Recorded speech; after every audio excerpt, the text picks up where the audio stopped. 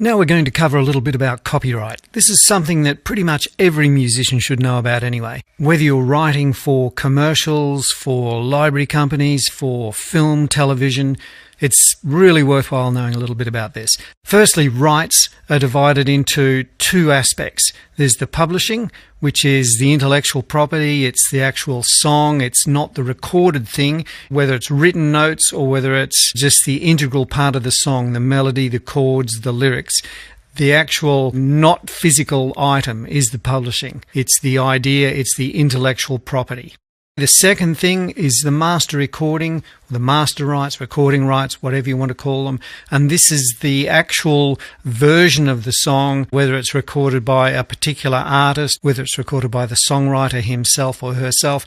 It is actually the recording, the version of the song. So the work is divided into two sets of rights, the publishing and the master recording. Now, in advertising, when an ad agency falls in love with a particular song and they go, we have to have this on our commercial, this is awesome, we love this song, so the ad agency have to track it down. Now, they can either go directly to the publisher, who controls the rights to the song, and I guess in some cases in indie artists and things like that, they may have to track down the artists themselves if they're not signed to a publisher. But the ad agency has to either deal with a publisher to get the publishing rights, or they can deal through a music company, and the music company charges a fee, either a flat fee or a percentage of the publishing, and that's how music companies can make a little bit of extra money as well.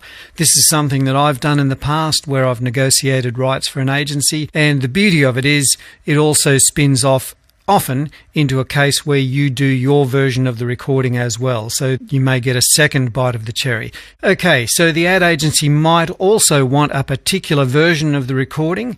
This is something I haven't done very much of in the past because there are companies who are music supervisors who do exactly this kind of thing and they're better suited to it. They do it all the time. And they'd often tie up the publishing and the recording rights for an ad agency.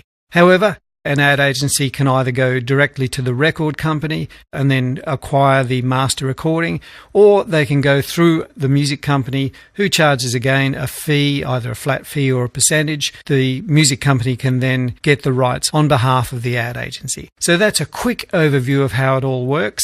I've got a worked example for you coming up where I've acquired the rights on behalf of an ad agency and then I've done my version of a recording. So that might help show how the process works as well.